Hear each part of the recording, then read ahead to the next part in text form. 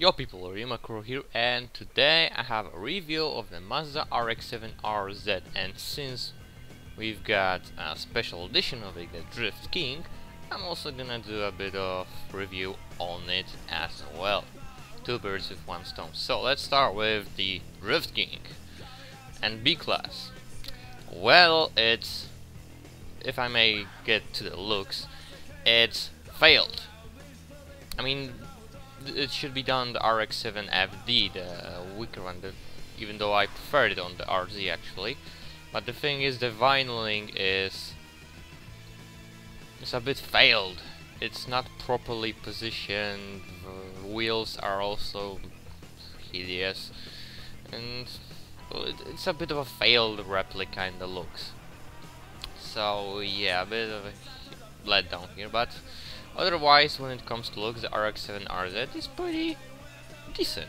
I like the looks of it, even though the front isn't so great, but overall it's nice. And it comes with some race-tuned parts here and typical skill setups. Also, this car was available for in-game cash for 850,000 in-game cash. So, if you want, you can wait for an in-game cash of it, version of it, and then you'll have it.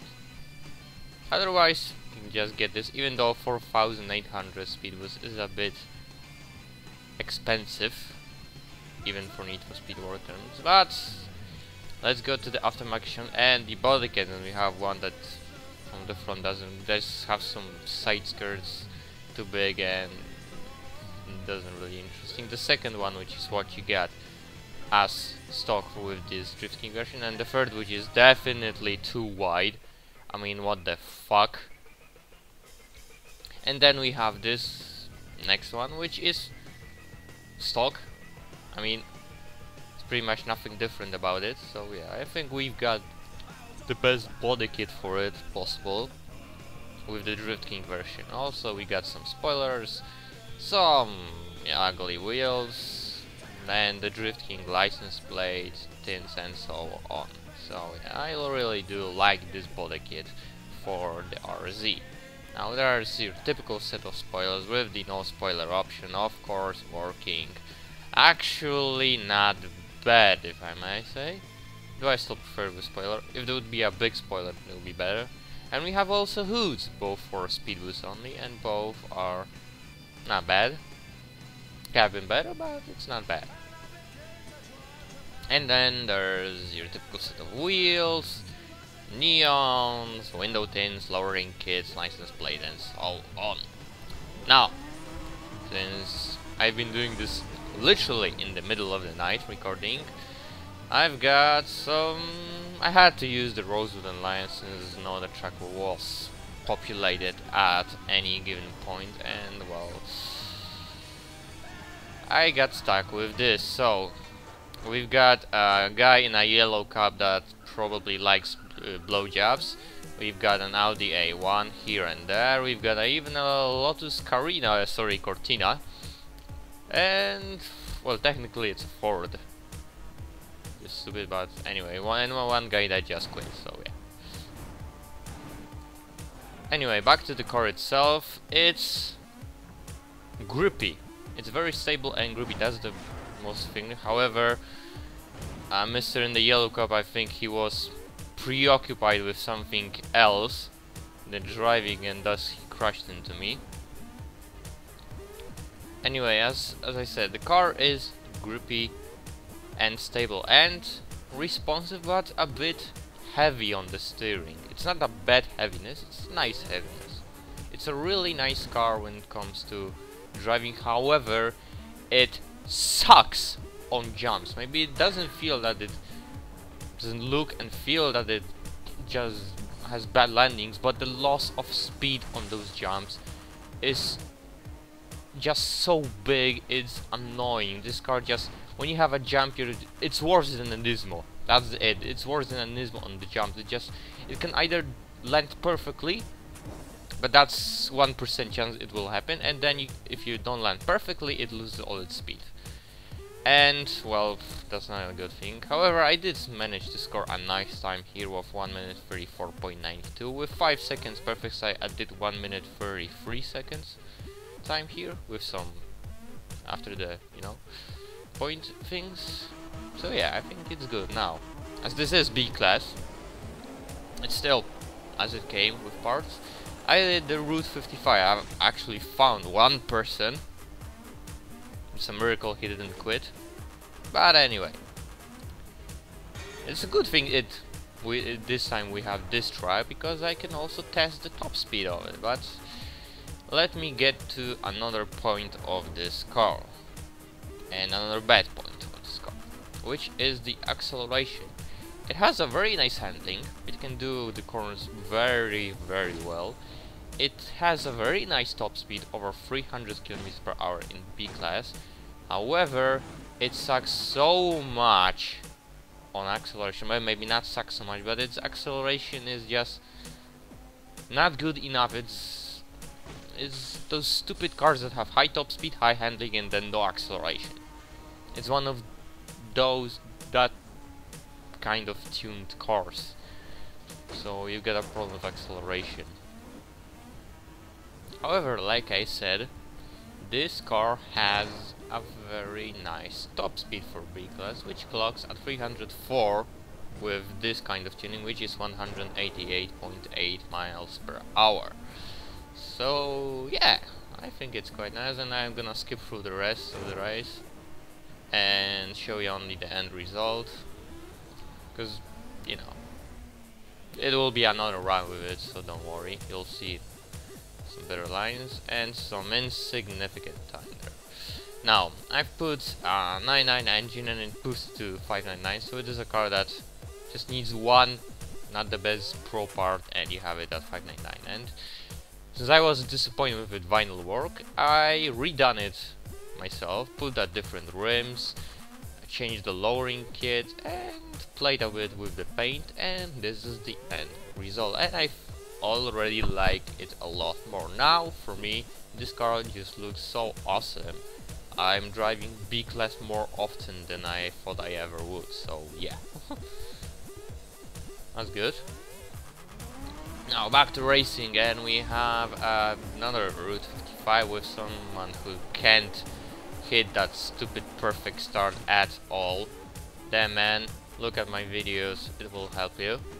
Now, and we have someone who in the previous race was saying that spamming juggernauts is not spamming at all.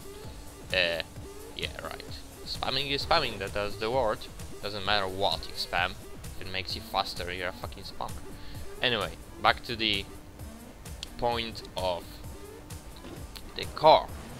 Now, when you put that engine, the acceleration does improve a tiny bit. You can feel the car actually gets better, because you've crossed the race-tuned barrier for this car and you went a bit into the pro-tuned territory. So there is a slight increase towards performance, but just slight. It's not enough to make it, yes, I can finally fight with an MR2, RX8, the Eclipse, and so on. No, it's not that kind of boost. It's just something that makes it a bit faster, but not that fast anymore. And an increase to top speed by 1 km per hour, which is then 189.5 miles per hour and 305 km per hour. Some people get 304 anyway because they have low 599 barriers, and mine is, you need seriously increase in 1 point to any stat and you'll get 600. So yeah, mine is as high as it can get, as it seems. Anyway, the car itself doesn't really change. It's still a bit heavy on the steering. It's still very responsive, very grippy, very stable. It doesn't have any kind of understeer or oversteer. It's just responsive, it's just very balanced out. Very balanced out. It doesn't have any real problems here and there. Some people will say it is the best handling car in the game. I would agree with that if it weren't for the fact that I like when the car gets a bit aggressive at the limit. With this car, when you go to the limit, when you are at the limit, doesn't really get more interesting. It's the same as it was always, and I like when the feeling of the car increases with how fast you go. If you are at the limit, then the car is at shows you, yes, this is the best. But with this, it's all the same, so it's a bit boring in one aspect, but on the other hand, it's all the time very nice and interesting feeling, very nice to drive. It's that all the time. So yeah. Now in C class, as I have one RX7 RZ already, I've run Eagle Drive, and those are low-level drivers with a very bad cars. And as you can see, the RX7 start is just non-existent. I mean, this car has such a bad start. It's stupid. I mean, seriously stupid how bad this car gets off the line. It's bullshit almost how bad it is. And also the top speed of this car doesn't really matter, because most of the time you're not gonna reach it. I mean, RX8 C-Class, the 2009 model, will reach its top speed more often and will reach higher speed more often than this car. There's a very high chance that RX8 will reach higher speeds on the track than this car, even though it has only 250 km/h top speed. That's how bad it is with this car, and especially on C-Class. It just has no acceleration whatsoever. It really does pain this car a bit. But on the other hand, it still handles very nicely, and it's still responsive and good enough to keep behind the Kings and in front of the others. So, you know, it's, if you don't have an MR2, RX8 or Eclipse in the lobby, high chances you're gonna win this, unless a Solstice will just spam their way out of it. So yeah. Also, the top speed in C-Class is 267 km/h, which is 165.9 miles per hour. Now the team speak aspect is, well, it isn't really a good car for running. It feels a bit heavy on the steering, but that doesn't mean it is heavy. It's quite light, and unless you're gonna hit some super lightweight Pontiac GTOs, don't even think of going for anything head on.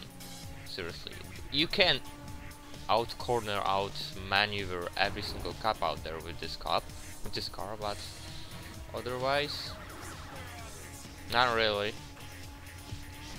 So, to conclude it all, this is pretty small fun car. It has very nice handling, very good handling characteristics. However, it is the car that's not a winner. It's the car that even when the track is to its advantages, it will be more of a second than the first one. It's always gonna lose. It's never gonna win. It's always gonna lose, but it's always gonna be high on the list. So it's a bit, you know, it's a bit strange relationship with this car.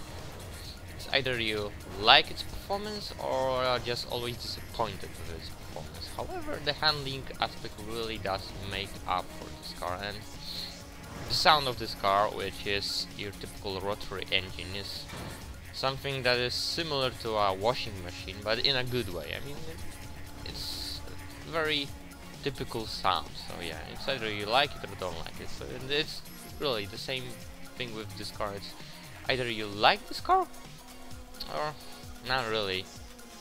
Though I have to say the handling aspect is the only thing that anyone will like, because it's just balanced. So